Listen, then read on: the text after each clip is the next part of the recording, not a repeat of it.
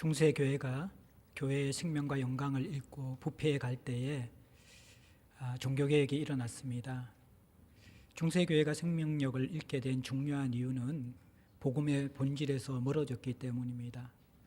예수 그리스도의 십자가를 믿고 믿음으로 구원받는 복음보다도 행함으로 구원받는다라는 그 사상이 강조되면서 중세교회는 생명에서 떠나가기 시작했습니다.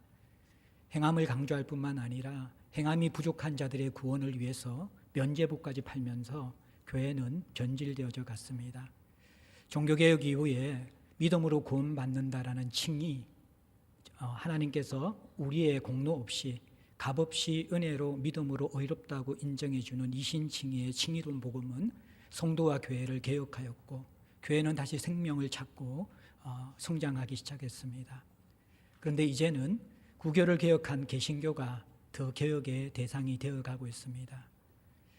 칭의론 역시 믿음으로 구원받는다는 것 역시 교회를 건강하게 하는 것이 아니라 잘못된 교리라고 공격하는 그러한 논쟁들이 시작되고 있습니다. 한국 교회가 윤리적으로 심각하게 타락한 이유, 한국 사회의 크고 작은 범죄 속에 교인들, 특별히 중직자와 목회자가 관여하고 있는 사실, 이것은 구원파와 같은 값싼 이 구원론, 한 번 구원받으면, 믿음으로 구원받으면 행동과 상관없이 영원한 구원이 보장되기 때문에 거룩함이 따르지 않는, 행함이 따르지 않는 이 성도들의 문제, 그 문제가 한국교회를 타락시켰고 그 중심에는 교리적으로 칭의론이 있다라고 하면서 공격을 합니다. 그러면서 오늘날 다시 행함을 강조하는 그러한 가르침들이 일어나고 있습니다. 믿음과 행함의 문제, 칭의론만으로는 부족한 것인가? 이 문제가 지금 한국교회와 성도들의 굉장히 중요한 신학적인 이슈입니다. 오늘 본문은 야고보가 바로 이 주제를 우리에게 다루고 있습니다. 야고보 시대에도 바울의 이신칭의의 복음을 듣고 믿음으로 구원받는다는 그 신앙을 받아들였는데 그들의 신앙이 잘못되었는지 칭의론이 잘못되었는지 그들의 삶 속에 행함이 드러나지 않았습니다. 믿음에 따르는 실체가 없었습니다. 어떻게 보면 오늘 한국교회가 종교교육의 대상이 되어지는 것처럼 초대교회, 이 야고보 당시에도 성도들 삶 가운데서 개혁되어야 될 믿음의 문제, 신앙의 문제가 생겨난 것입니다. 야고보가 던지는 핵심적인 질문은 이것입니다. 우리가 믿음으로, 행함 없이 믿음으로 구원받는 것은 모두가 동의하는 전제입니다. 그런데 구원받은 성도의 믿음에 행함이 없는 것이 가능한가? 다시 말해서 행함 없는 믿음이 가능한가라는 이 질문을 던지면서 믿음과 행함의 관계, 믿음의 본질의 문제를 정리하고자 하는 것입니다. 여러분들은 어떻게 생각합니까? 행함 없는 믿음이 가능하다라고 생각합니까? 행하는 것이 당연하고 행하면 더 좋고 그렇지만 행함의 문제는 좀 성숙한 신자들, 헌신될 신자들은 잘 드러날 수 있지만 감미든 신자들이나 연약한 신자들은 온전히 행할 수 없기 때문에 행함의 문제를 너무 강조하면 안 됩니다. 오히려 우리는 이신칭의의 믿음을 믿고 있는데 행함의 문제를 강조하다 보면 또다시 우리가 가톨릭으로 돌아가는 것 아닙니까? 우리가 또다시 율법주의가 된 것 아닙니까? 완전주의를 강조하는 것이 아닙니까? 연약한 성도들에게, 살고 싶지만 살지 못하는 성도들에게 자꾸 행함을 강조하지 마십시오.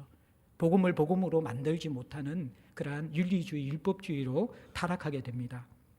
적당하게 이 부분을 강조해야지 너무 강조하게 되어질 때 성도들 신앙생활은 너무 힘들고 복음은 짐처럼 여겨집니다. 사람들이 이렇게 생각하고 있습니다. 여러분들은 어떻게 생각합니까? 행함 없는 믿음이 가능합니까? 결론부터 이야기하면 오늘 본문의 야고보의 대답은 불가능하다라는 것입니다. 행함 없는 믿음은 불가능하다. 어떻게 보면 이 말에 개혁주의 신앙을 가진 사람들은 동의하지 않을 수 있습니다. 그러나 이것이 사실은 개혁주의의 칭의론의 본질입니다. 행함 없는 믿음이 왜 불가능한가? 야고보의 결론적 대담의 핵심은 행함 없는 믿음은 믿음이 아니다라는 것입니다. 그것은 성경적 믿음으로 볼 수 없는 헛된 것이다. 이것이 야고보의 결론입니다. 그러면 어떻게 이 문제를 해결할 것인가? 야고보는 행함으로 문제를 해결하라는 것이 아닙니다. 물론 우리의 의지를 사용하여서 행함과 순종의 부분에 다뤄야 될 부분들이 분명히 있습니다. 그러나 그것은 겉으로 드러난 아주 부분적인 현상을 다루는 것입니다. 본질적으로 행함의 문제를 다루기 위해서는 더 뿌리에 있는 믿음의 문제, 그 믿음이 어떤 것인가를 다룰 때만이 참된 성도의 실체, 행함이 연결되어 따라오게 되어져 있습니다. 이러한 야고보의 큰 논리들을 생각하면서 오늘 본문 속으로 저와 여러분이 들어갔으면 좋겠습니다. 14절은 이렇게 생각합니다. 이렇게 시작합니다. 내 형제들아, 만일 사람이 믿음이 있노라 하고. 자, 야고보가 메시지를 전하는 대상을 이해하는 것이 야고보의 메시지의 논지를 바로 이해하는 데 굉장히 중요한 것입니다. 1장 26절에 야고보는 이렇게 이야기했습니다. 누구든지 스스로 경건하다고 생각하는 사람들에게 야고보서의 전체 메시지가 주어져 있습니다. 근데 스스로 경건하다고 생각하는 사람들의 진짜 문제는 무엇입니까? 경건이 문제라는 것입니다. 경건하지 않다라는 것입니다. 이들이 성경적 경건이 없다라는 것입니다. 그것을 깨우쳐주고 성경적인 참된 경건이 무엇인지를 세 가지, 우리 혀의 문제, 가난한 자를 구제하는 문제, 자기를 지켜 세속에 물들지 않는 문제, 이 문제를 야고보 2장 전체, 2장부터 5장까지 전체에서 다루고 있는 것이죠. 자, 이러한 참 스스로 경건하다고 생각하는 사람들은 경건이 문제이고요. 오늘 본문의 14절에 만일 사람이 믿음이 있노라라고 주장하는 사람들의 문제, 그럼 이들의 문제는 무엇이겠습니까? 야고보의 논지에 의하면 이들의 문제는 행함의 문제가 아니라 믿음의 문제라는 것입니다. 믿음의 문제라는 것입니다. 자, 경건을 다루고 지금 야고보의 믿음을 다루거든요. 경건이라는 행함은 참된 믿음에서 나오기 때문에 그렇다는 거예요. 그래서 진짜 이 경건을 다루기 위해서 반드시 다뤄야 될 것들은 너희들의 믿음이 참된 것인가를 다뤄야 된다는 것입니다. 스스로 내가 믿음이 있다라고 주장하는 사람들, 이들의 믿음을 제대로 점검해야지만이 그 믿음에서 실체가 있는가 없는가를 제대로 점검해야지만이 참된 믿음인지 헛된 믿음인지 알 수 있다는 것입니다. 이것을 제대로 증명하기 위해서 하나의 시금석이 뭐냐 그러면 행함이 있는가를 보면 안다라는 것입니다. 자, 우리가 이 전제를 정확하게 구분해야 됩니다. 구원받는 데는 행함이 필요합니까? 필요하지 않습니까? 행함이 들어갈 요소가 전혀 없습니다. 우리는 오직 믿음으로만 구원받습니다. 그리고 두 번째, 구원받은 믿음에는 행함이 연결되어 있고 포함되어 있습니까? 포함되어 있지 않습니까? 반드시 포함되어져 있습니다. 반드시 연결되어져 있습니다. 구원받기 위한 행함은 필요 없지만 구원받은 진실한 참된 믿음 속에서는 믿음이 없는 것은 성경적으로 도저히 있을 수 없는 일이다. 이것이 야고보의 주장이라는 것입니다. 자, 그러면서 이 논지를 두 가지 예화를 통하여서 우리에게 직면시킵니다. 첫 번째는 공동체 안에서 일어나는 행함이 있다고 하지만 믿음이 없는 헛된 믿음의 모습입니다. 가난한 자들을 향한 태도를 볼 때 알 수 있다는 것이죠. 15절 말씀 보십시오. 만일 형제나 자매가 헐벗고 일용할 양식이 없을 때, 자, 상황이 우리에게 설명되어집니다. 교회 아닙니다. 형제들, 지체들에게 일어나는 그러한 상황입니다. 헐벗고 일용할 양식이 없는 지체들이 지금 있습니다. 헐벗었다라는 것은 옷을 입지 않았다는 그 말이 아니라 옷을 입었지만 옷의 기능을 할 수 없는 상태의 그러한 지체라는 것입니다. 옷은 기본적인 사람의 품위를, 사람의 인격을 만들어줍니다. 그런데 너무 헤어지고 남루한 옷은 어떻게 보면 그 사람을 초라하게 만들고 그 사람의 인품들을 떨어뜨릴 정도로 정말 옷의 기능을 하지 못한다는 것이고, 또 옷은 추위를 보호해주면서 생명을 유지시키는 것입니다. 그런데 이들이 입은 옷은 초라하게 보일 뿐만 아니라 추위를 견딜 수 없는 옷의 기능을 상실할 정도로 남루하고 아주 이렇게 오래되어서 낡아 없어질 것 같은 그러한 너덜너덜한 옷을 입고 있는 사람입니다. 한눈에 봐도 너무나 극빈한 사람인 것이죠. 또 이들은 일용할 양식이 없는 사람입니다. 바로 그 당일날 먹을 끼니가 없어서 고민하고 있고 굶고 있는 사람입니다. 아마 어쩌면 그 전날도 일용할 양식이 없어서 굶고 있는 사람일 수 있습니다. 이 지체가 있습니다. 그런데 이 가난한 지체와 함께 신앙생활하는 또 다른 공동체의 지체들이 있는데 그들이 이 가난한 지체에게 믿음이 있다, 사랑이 있다라고 하면서 하는 행동을 보여줍니다. 그리고 이 사람이 진짜 믿음이 있는가, 진짜 사랑이 있는가, 너희들 스스로 대답해보라. 이것이 야고보의 상황 설정인데, 자, 가난한 형제를 보면서 공동체에 또 다른 믿음이 있고 사랑이 있다라고 하는 지체가 어떻게 행동합니까? 16절에 보면 너희 중에 누구든지 그에게 이르되 평안히 가라, 덥게 하라, 배부르게 하라 하며 그 몸에 쓸 것을 주지 아니하면 무슨 유익이 있으리요. 이 사람은 하나님을 사랑하고 신뢰하는 사람입니다. 그리고 사람을 사랑하고 신뢰하고 믿음이 있다라고 생각하는 사람입니다. 그래서 먼저는 평안히 가라라고 이야기합니다. 너 힘들고 어렵지만 하나님이 우리 아버지야. 너를 평안히, 너의 삶의 고통과 아픔들을 하나님께서 만져주시고 해결해 주실 거야. 믿음의 그런 고백과 위로를 하고 있습니다. 유대인들의 전형적인 인사법입니다. 그들이 헤어질 때마다 샬롬, 평안히 가라 그렇게 이야기합니다. 그리고 더 나아가서는 덥게 하라 그렇게 이야기합니다. 야, 너 옷을 보니까 밤을 견디지 못하겠구나. 추워서 정말 힘들겠구나. 어떻게 하지? 그런데 하나님은 공중에 나는 새도 돌보시는 하나님이야. 들의 백합화도 입히시는 하나님이야. 너무 걱정하지 마. 하나님이 너의 옷을 주실 거야. 너 쓸 것을 공급해 주실 거야. 너 배가 고프구나. 먹을 것이 없구나. 야, 너무 염려하지 마. 그 가운데 하나님의 뜻이 있을 수 있어. 그 가운데 사람이 떡으로만 살지 않고 말씀으로 산다는 것을 너가 깨달을 수 있을 거야. 그리고 또 하나님이 혹시 알아? 너에게 더 좋은 것으로 공급해 주시면서 먹을 것을 주실 거야. 야, 너가 지금 이때에 믿음을 회복해야 돼. 신앙을 회복해야 돼. 이렇게 이야기하는 믿음이 있고 사랑이 있다라는 지체를 보여주는 것이죠. 그러면서 야고보가 질문합니다. 이 사람의 믿음과 사랑은 정말 유익한 것인가? 진짜인가? 야고보가 볼 때는 아니라는 것입니다. 오히려 이 공동체 속에, 교회 속에 나타나는 이 사람의 모습은 세상 사람과 똑같다라는 것입니다. 세상 사람들은, 자연인들은요, 거듭나지 않는 사람들은요, 호감이 있고 자기에게 도움을 주는 사람을 좋아하지만요, 자기가 도움을 줘야 될 가난한 사람들은 불편하게 생각합니다. 그렇지 않습니까? 제가 이 말씀을 준비하면서 저도 이 부분에서 회개할 것이 있다는 것을 깨닫게 되었습니다.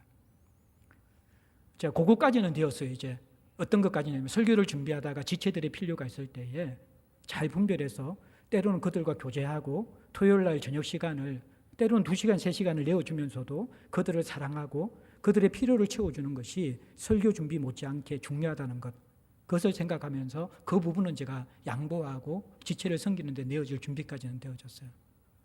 근데 그 다음 제가 교회에서 목양실에서 밤늦게까지 대부분 설교 준비 때문에 남아있습니다. 그런데 간혹 가다가 그때 불청객들이 교회를 찾아옵니다. 우리 교인들이 아니라 외부에서 들어오시는 분들인데 1층부터 문이 쫙 다 열려져 있기 때문에 목양실 문을 분숙 물고 들어와서 술 냄새를 풍기면서 행설수설을 하거나 아니면 어떤 재정적인 금전적인 필요나 다른 요구들을 하면서 가지 않는 사람들이 있습니다. 그때는 제가 이렇게 굉장히 당혹스러워지는 것이죠. 그래서 그때부터 제가 이제 습관이 생긴 것이 밤늦게 설교를 준비할 때는 목양실 문을 잠궈 둡니다. 왜 그럴까요? 불편하죠, 제가. 때로는 설교를 준비하기 위해서라고 그렇게 하기도 하지만 혹시 그때 그 늦은 시간에 성도들이 찾아와서 문을 두드리고 도움을 구하면 대부분 제가 열어주고 그들과 교제할 거예요. 근데 그들이 저에게 도움을 구할 때는 그게 굉장히 불편하더라고요. 제 본성 역시 하나님을 닮았기보다 세상 사람과 같다라는 것을 많이 느끼고 있습니다. 여러분들은 어떻습니까? 길거리에서 여러분들에게 구걸을 하는 사람들, 지하실에서 여러분들에게 구걸을 하면서 손을 내미는 사람들, 마음이 편합니까? 긍휼한 마음이 저절로 생깁니까? 대부분 우리 인간들 본성들은요, 불편해합니다. 그들을 힘들어합니다. 세상과 꼭 닮아 있는 것이죠, 우리가.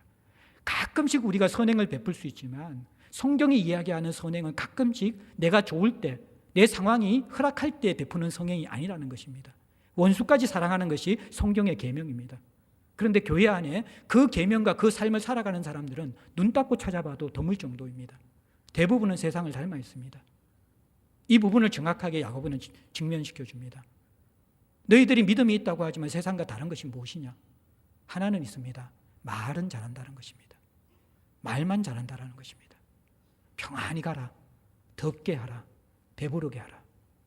그것 외에는 오늘 이 야고보가 16절, 17절에서 보여주는 교회 안에 가난한 지체에게 대하는 행동이 세상 사람들의 가치와 삶의 방식과 전혀 다를 바 없는 모습으로 너희들이 보여주고 있다라는 것입니다.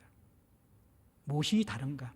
믿음은 세상과 다른 모습들로 살아가는 것이고 다른 가치를 붙들고 살아가는 것이고 하나님 앞에 순종하며 살아가는 것인데 우리와 다른 가치, 세상의 가치를 가지고 세상의 방식으로 살고 자기 욕심으로 살아가는 세상 사람과 너희들의 차이가 무엇인가? 믿음이 가졌다고 하지만 다름이 없는, 실체가 없는 흙것이라고 야고보는 이 상황을 우리에게 설명해 주고 있습니다. 이것이 믿음인가 사랑인가? 야고보는 퀘스천 마크를 던집니다. 그 다음에 두 번째, 더 나아가서 너희들이 또 하나 주장하는 것, 이 이야기를 하면서 우리는 대부분 우리가 변명하잖아요. 우리가 섬겨야 되고 사랑해야 될 사람들이 얼마나 많은데 여기까지 사랑할 수 있습니까? 대부분 우리는 이러한 가려서 사랑하고 내가 좋은 사람만 사랑하고 내 옆에 있는 사람만 사랑하는 것이 어쩔 수 없는 당연한 것으로 인식하며 살아가고 있고 그것을 합리화시키고 있습니다. 근데 성경적으로 그 부분에 대해서 퀘스천을, 너가 정말 거듭났고 믿음이 있다 그러면 그 행동이 믿음이고 정상적인 것인가 돌아보라라고 퀘스천을 줍니다. 더 나아가서 이제 이 18절은 해석하기 정말 어려운 본문이거든요. 어떤 사람은 말하기를 너는 믿음이 있고 나는 행함이 있으니 행함이 있는 내 믿음을 내게 보이라. 나는 행함으로 내 믿음을 네게 보이리라.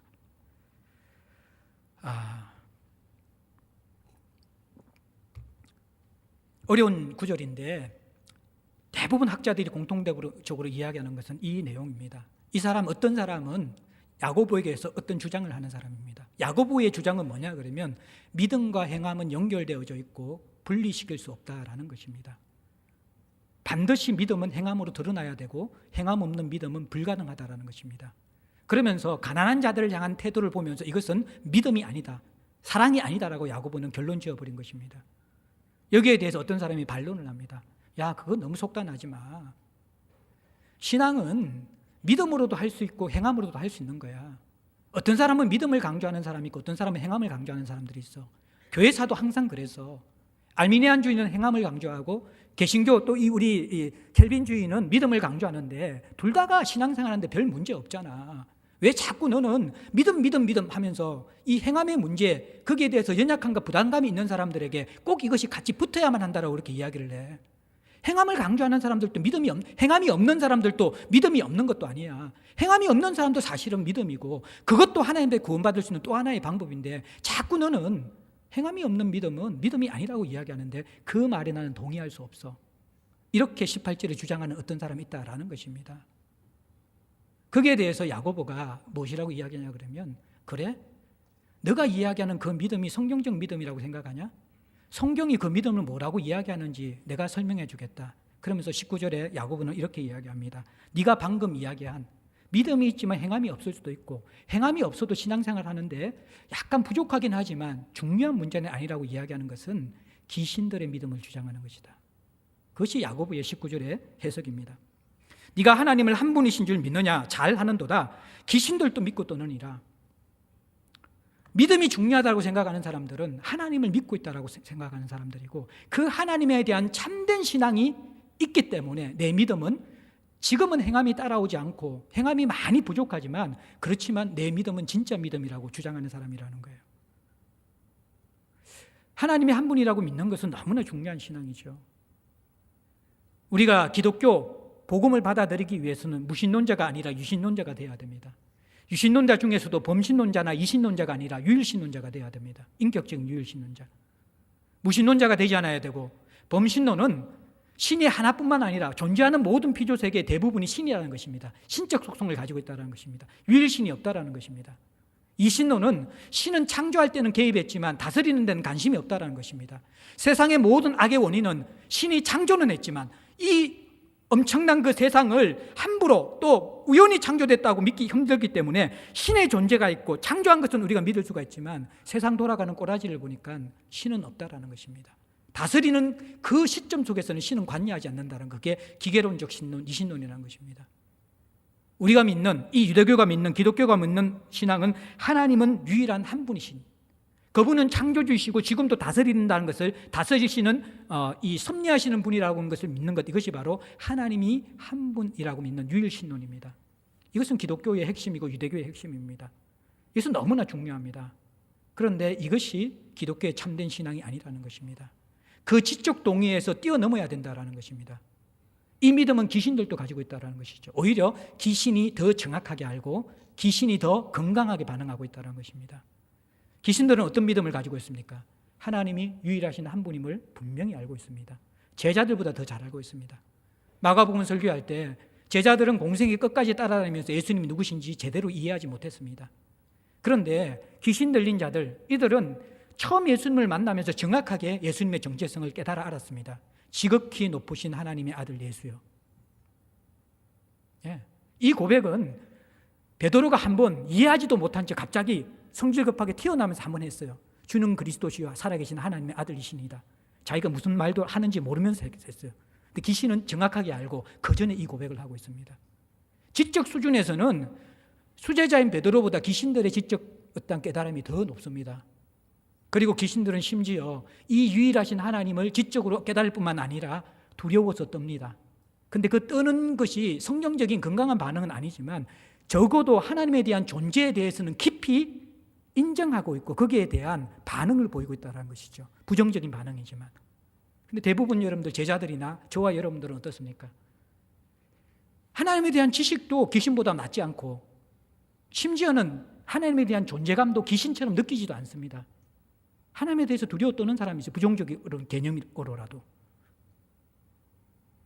우리는 하나님의 아들이기 때문에, 자녀이기 때문에 사실 두려움의 감정을 뛰어넘는 경외의 감정을 가지는 사람들이죠.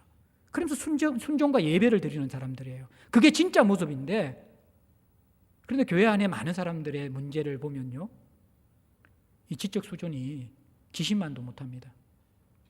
그리고 또 하나님에 대한 반응이, 존재감에 대한 반응이 귀신만도 못해요. 더 실제적이지 않다라는 것입니다. 그러면서 야고보는 우리를 코너로 몰아넣습니다. 갑자기 여러분들 두려움이 생기죠. 야고보의 주장 같으면 나는 거의 97.5% 구원받지 못할 가능성이 많구나. 참된 믿음이 아닐 가능성이 많구나. 이 주장을 그대로 받아들일 때 대부분 우리는 사실 이 문제를 심각하게 받아들이면서 고민할 수밖에 없는 것입니다. 그러면서 야고보는 이제는 결국에는 행함 없는 믿음이 가능한가라는 그 질문에 야고보의 결론을 한번 보십시오. 자, 14절. 만일 사람이 믿음이 있노라 하고 행함이 없으면 이 믿음은 무슨 유익이 있으리요? 자기의 신앙생활에 아무 유익도 없다라는 것입니다. 그 믿음이 능히 자기를 구원하겠느냐? 이것이 실제 성화의 삶을 살고 열매를 맺는 데는 유익이 없지만 구원은 받겠죠. 그래도 거기까지도 야고보가 문을 닫아버립니다. 그건 너 착각이다. 열매 없는 것이 아니라, 열매만 없는 것이 아니라 그것은 구원도 못 받는 것이다. 그 다음에 16절에 말은 잘하면서 평안히 가라, 듣게 하라, 배부르게 하라, 말은 잘하면서 그 몸에 쓸 것을 주지 아니하면 무슨 유익이 있으리요? 자기의 열매, 자기의 신앙생활의 열매도 없고 자기가 구원도 못 받는다라는 것이죠. 그리고 이 믿음이 있다라고 착각하는 사람은 다른 사람에게 전혀 유익을 끼치지 못하는 사람입니다. 신앙생활 백날 해도 다른 사람을 실제적으로 도울 수 있는 자리에까지 나아가지 않는 사람이라는 거예요. 별 쓸모없는 존재라는 것이죠, 지체들에게. 그리고 17절에는 이와 같이 행함이 없는 믿음은 그 자체가 죽은 것이라. 아주 충격적인 말을 하죠. 행함이 없는 믿음은 잠깐 기절한 정도, 잠깐 혼미한 정도가 아니라는 것입니다. 그러면 또 깨어나서 그냥 하면 되잖아요. 그런데 시체라는 것이죠. 죽었다라는 것입니다. 움직일 가망성이 없고 행할 수 없는 가망성이 없는 자라고 그렇게 야고보는 단언해버립니다.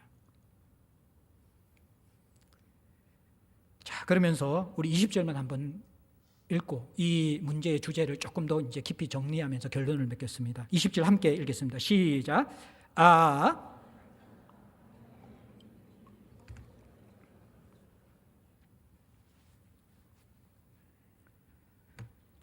흩어난 사람아, 행함이 없는 믿음이 헛것인 줄을 알고자 하느냐.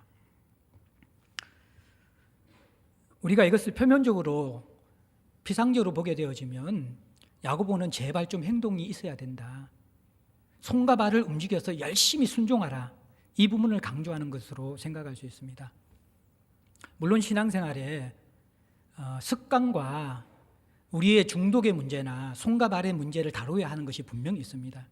그것을 신약 성경 로마서에서는 날마다 주님 앞에 드리는 산제사, 이 세대를 본받지 아니하고 우리의 몸을 쳐서 복종시켜서 주님의 뜻에 순종하는 산제사를 드려라 라고 이야기합니다. 이 부분이 우리의 경건과 성숙의 중요한 부분이 분명합니다. 야고보는 분명히 이 부분도 다루고 있을 것입니다.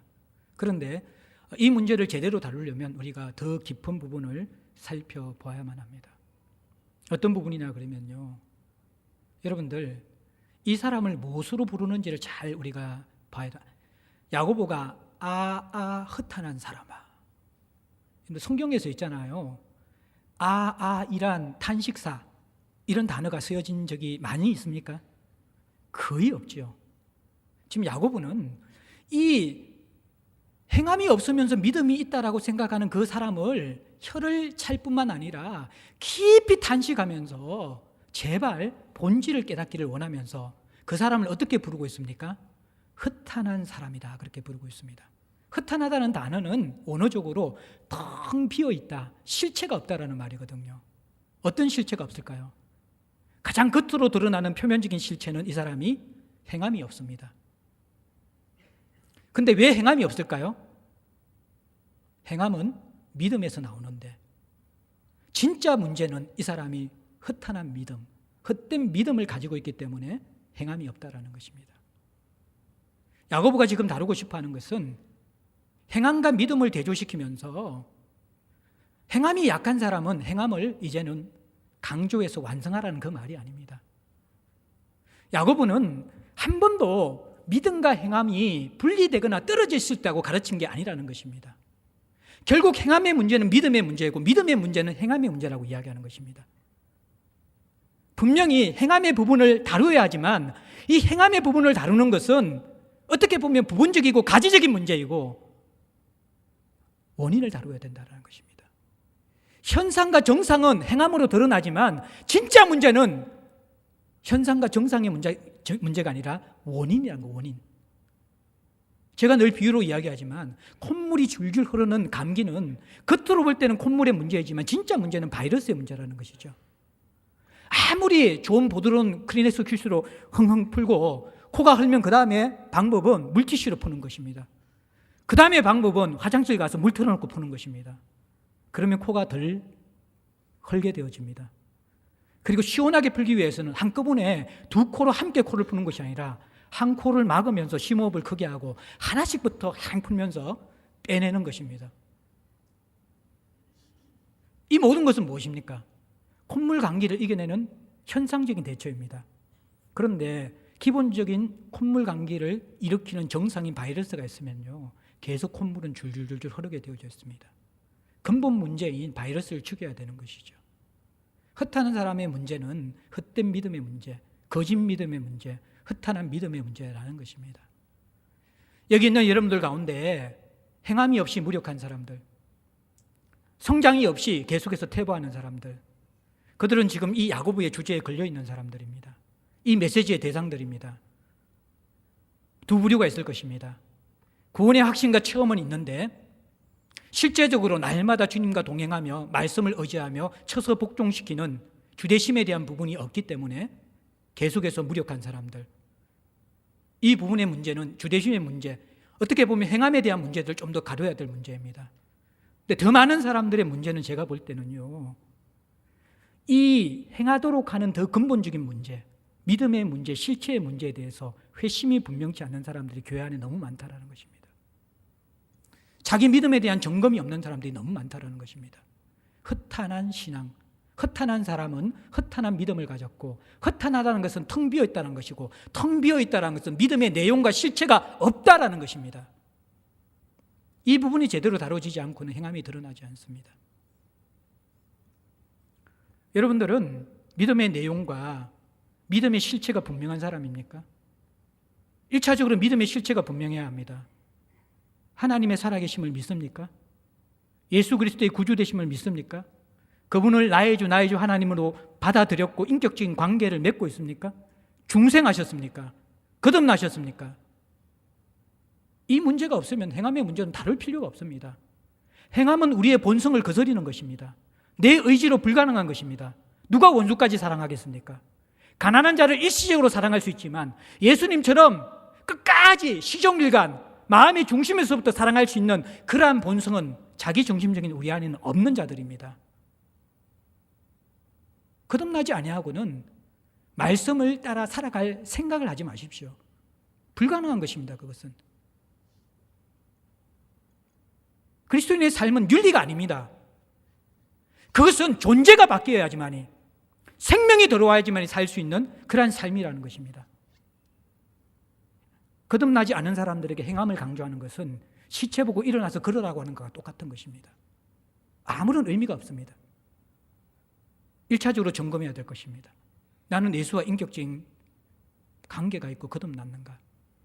두 번째, 그렇다 그러면 정말 나는 믿음의 내용과 가치를 분명하게 인식하고 있는가? 신앙은 억지로 되는 것이 아닙니다. 내가 믿는 바가 동의가 되어지고 내가 믿는 가치가 진짜 복음이고 이것 아니면 내가 살아갈 이유가 없다는 것을 확신한 사람만이 여기에 생명을 걸고 믿음으로 살아간다는 것입니다. 그런데 오늘날 교인들은, 오늘날 한국교회 성도들은 이 부분이 정확하지 않습니다. 정확한 하나님 나라 복음에 대한 가치를 인식하는 사람들이 매우 부족하다는 것입니다. 또 인식하더라도 이것을 정말 실험하면서 자기 것으로 체내화시킨 사람들이 너무 부족합니다. 이것을 점검하기 위해서 제가 여러분들 4가지 질문을 던집니다. 확인해 보십시오. 나는 정말 하나님 나라의 가치를 받아들인 자인가? 첫 번째, 여러분들 세상을 어떻게 생각하십니까? 세상의 가치로 보십니까? 성경의 가치로 보십니까? 세상은 돈만 있으면, 성공하면 세상보다 좋은 곳이 없다라고 가르칩니다. 성경은 이 세상은 깨어진 것이고 신라곤이고 이 세상에 소망을 둘 수 없다라고 가르칩니다. 여러분들은 어떤 가치를 받아들이고 있습니까? 세상에 대한 메시지가 우리가 날마다 방송에서 접하고 TV에서 접하고 있거든요. 여러분들 TV의 광고와 뉴스는요, 세상에 대한 극단적인 상반된 이중 메시지입니다. 광고는요, 세상은 돈만 있으면 행복하고 살만한 것이고 돈만 있으면 코앞에 있는 행복을 다 우리가 소유할 수 있다고 이야기합니다. 지름신이 임할 때 클릭하면요, 그것을 소유하면서 우리 인생이 풍성해질 것입니다. 우리가 맛있는 음식을 먹으면 행복해질 것이고 패키지 상품으로 해외여행을 가면 내 인생에 힐링이 일어날 것이고 저 멋진 옷을 입으면 사람들이 나를 고상한 사람으로 볼 것이고 저 안락한 승용차를 타면 안전할 것이라고 생각합니다. 광고는 우리에게 이 세상은 살만한 것이고 누릴만한 것이고 돈만 있으면 패러다이스, 유토피아라고 우리에게 이야기하고 있습니다. 그런데 곧 이어서 방송되는 뉴스를 보십시오.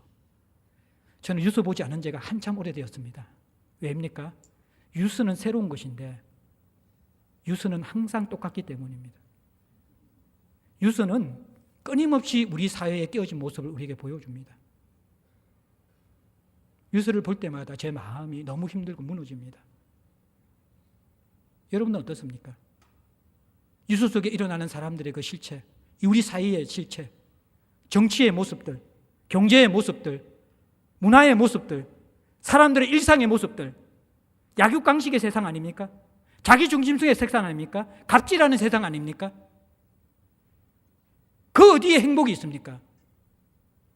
소득이 늘어나고 더 많이 누리고 있고 다들 스마트폰을 가지고 마음만 먹으면 대부분의 사람들이 먹고 싶은 외식을 할 수 있는 이 시대의 사람들의 삶의 모습이 정말 행복합니까? 뉴스는 우리에게 이 세상은 깨어졌고 소망이 없다라고 가르쳐줍니다. 여러분들은 어떤 세상을 받아들이고 있습니까? 여기에 대한 가치가 여러분의 삶을 결정합니다.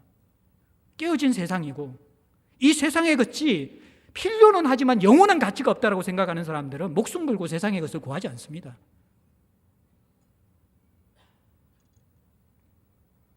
우리는 세상이 멸망하지 않을 것처럼 생각합니다. 두 번째, 나를 어떻게 생각합니까? 세상은 세상이고 여러분 자신을 어떻게 생각합니까? 진짜 문제는 뭔지 아십니까? 세상이 깨어졌는데 많은 사람들은 자기는 깨어지지 않았다고 생각하는 것입니다. 성경은 만물보다 거짓되고 부패한 것이 우리라고 이야기합니다. 깨어진 세상의 일부가 우리이고 어쩌면 깨어진 세상의 단면보다 더 깊은 부패와 썩어짐이 내 안에 있다는 것을 성경은 고발하고 있습니다. 그런데 여러분들은 어떻게 생각하십니까? 분리시키지 않습니까? 그 모든 깨어진 문제를 세상의 문제로만 던지지 않습니까? 나는 괜찮은 것처럼, 나는 의로운 것처럼, 나는 문제가 없는 것처럼 그렇게 생각하고 살아가지 않습니까? 진짜 문제는 내 문제거든요. 성경은 항상 깨어진 세상은 깨어진 세상대로 끝까지 갈 것이라고 이야기합니다. 문제는 우리 자신은 그리스도 예수 안에서 변화될 수 있는 존재라는 것입니다. 여러분들은 여러분이 죄인이라는 사실을 믿고 있습니까? 정말 받아들이고 있습니까? 그 말은 내가 깨어져 있고 자기중심적이고 부패하고 그렇게 사랑했던 배우자도 사랑할 수 없는 이기적인 존재라는 것들을 깨닫는 것입니다. 내 인격과 내 행함에 사형 선고가 내려지고 정말 소망이 없는 존재라는 것을 더 심하게 깨어졌고 무능력한 것이 바로 나 자신인 것을 깨닫는 것이 성경적인 인간관이고 나에 대한 메시지입니다. 정직하게 그것을 우리가 받아들이고 있습니까? 그리고 세 번째는 이 깨어진 세상과 깨어진 우리의 삶에 심판이 있다는 것입니다. 이 세상은 영원하지 않습니다. 개인적으로 분명한 죽음이 있습니다. 그리고 우주적인 종말은 분명히 있습니다. 그리고 그것으로 끝이 아니라 성경은 심판이 있다라고 이야기합니다. 우리는 결국에는 이 세상에서도 죽음과 비슷한 삶을 살다가 영원히 죽게 될 것입니다. 그런데 이때 복음이 들어왔습니다. 이 세상에 허무하고 죽어 있는 삶을 살아가는 우리들에게 예수 십자가의 복음을 통해서 그 썩어진 세상, 자기중심적인 세상, 깨어진 세상에서 사는 것 같은 삶으로, 나를 찾는 삶으로 정말 살아가면서 생명을 누리는 삶으로 초대하는 것이 복음이라는 것이죠. 죄의 문제를 해결하는 복음. 하나님의 아들이 내가 죽어야 될 죄의 대가를 대신 제물해 주시고 죄의 오염에서 평생 동안 살지만 사는 것 같지 않은 삶을 살아가는 우리에게 살 수 있도록 부활의 생명을 주시는 것이 복음입니다. 그것을 받은 사람은 마지막 심판 때 영원으로 이 땅에서도 영생을 누리고 영원히 이어지는 진짜 삶을 살아갑니다. 그 복음을 모르는 사람들은 이 세상에서도 깨어진 삶을 살고 마지막 삶은 하나님과 완전히 분리되어지는 지옥 형벌의 삶이 기다리고 있습니다. 이거 진짜 믿습니까, 우리가? 마지막 네 번째, 이 세 가지의 세상과 자기 자신과 세상에 대한 세상의 가르침과 성경의 가르침에 대해서 깊이 숙고하고 여러분 어디에 설 것입니까? 무엇을 믿을 것입니까? 믿음이라고 신앙이라는 것이 그냥 그저 주일날 와서 예배드리고 교회 봉사하는 것이 아니라는 것입니다. 내가 믿는다고 하는 것, 내가 그리스도인이 된다고 하는 것은 생명을 걸고 내 인생의 가장 중요한 문제를 결단하는 것입니다. 어떤 삶을 살 것인가? 썩어 멸망할 이 세상에 속하여서 세상의 가치대로 살 것인가? 진짜 하나님이 살아계시고 복음이 나를 위한 것이라는 것을 믿고 그 복음의 초대에 응답하면서 하나님 나라 가치를 붙들고 살 것인가? 이 부분을 결단하라는 것입니다. 이것을 분명히 깨닫고 분명히 이해하고 결단하라는 것입니다. 그리고 이것을 결단한 사람은 이제 그 삶을 살 수밖에 없습니다. 왜입니까? 성경이 너무 정확하게 세상의 가치와 성경의 가치를 구분해 주었잖아요. 세상이 어떤 것인지, 내가 어떤 존재인지, 우리의 인생의 마지막 종말이 어떻게 될 것인지, 복음을 가지고 살아가는 삶의 모습과 세상에 그대로 살아가는 삶의 모습의 차이를 선명하게 보여줬잖아요. 그리고 우리는 세상은 허무하고 허망된 것밖에 없다는 것을 느꼈고 이 깨어진 세상의 유일한 해답이 복음이라는 것을 깨달은 사람들입니다. 천국 가는 티켓을 얻기 위해서 내 어려운 문제들에 대한 해답과 필요를 채우기 위해서만 복음을 받아들인 자가 아니라 진짜 매일매일의 삶이 복음의 답 아니고는 진짜 삶이 아니라는 것을 인정했기 때문에 복음을 받아들인 사람입니다.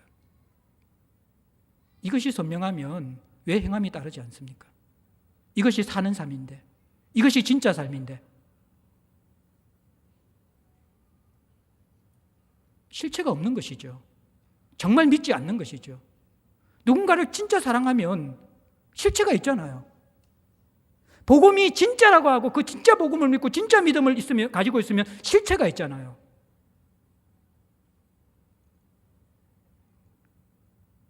실체가 정말 없다면 1차적으로 먼저 점검해야 될 것은 내 믿는 바를 제대로 살펴봐야 합니다.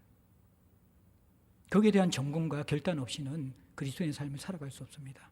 그것을 성경은 회심이라고 이야기합니다. 중생이라고 이야기합니다. 그리고 이것은 한 번에 거쳐지는 것이 아닙니다. 여러분들 이 메시지를 들으면서 완벽하게 살 사람이 누가 있습니까? 저도 그렇지 않습니다. 저도 늘 넘어집니다. 무너집니다. 그런데 이 루비콘의 강을 건넜기 때문에 내 삶에 진짜 사는 삶이 무엇인지 깨달았기 때문에 저는 무너져도 돌아갑니다. 생명의 길이 여기 있기 때문에 그것이 바로 회심과 회개입니다. 참된 믿음을 가진 사람의 진짜 삶은요 100% 완벽하게 순종한다는 것이 아닙니다. 그것은 세상 가운데서 어쩌면 불가능할 수 있습니다. 왜입니까? 우리는 여전히 예성 꿈이 있고 죄의 공격을 받고 있기 때문에. 우리가 안다고 다 삽니까? 그 가치가 옳다고 다 따라 행합니까? 내가 배우자를 사랑한다고 정말 모든 것이 행동으로 다 드러납니까? 잘 안 되더라고요. 그런데 진짜 사랑하면 결국에는 사랑해야 될 자리에 돌아옵니다. 그리고 사랑해야 할 그 모습들을 조금씩 닮아가고 내 삶에서 이루어내 가게 되어 있다는 것이죠. 순종과 회심이 없다는 것은 뿌리가 문제가 있다는 것이죠. 저는 우리 성도들을 바라보면서 많은 사람들은 거듭난 것 같아요. 그런데 날마다의 회심의 문제들, 믿는 바를 확인하는 데서 지금 자꾸 미끄러지는 것 같아요. 여러분 진짜 결단하셨습니까? 복음을 위한 삶이 진짜 옳은 것이라고 느껴집니까? 초대교회 성도들은 이것 때문에 생명 걸었습니다. 그만큼 가치 있는 것이었기 때문에. 믿는 바를 우리가 다시 돌아야 될 때입니다. 칭의론이 문제가 아닙니다. 참된 믿음은, 참된 의롭다함을 받는 것은 반드시 여기에 생명을 걸 수 있는 행함과 연결되어집니다. 실체와 연결되어집니다. 이것이 옳은 삶이기 때문에. 그리고 무너질 수 있습니다. 그런데 포기하지 않습니다. 다시 일어서는 것이죠. 회개하는 것이죠. 회심하는 것이죠. 그러면서 살아가면 살아갈수록 예수를 더 닮아가는 것이 정상입니다. 순종의 영역이 더 깊어지고 넓어져 가는 것이 정상입니다. 그것이 아니라면 우리는 하나님이 아닌 유사신을 따르고 있는 자들입니다.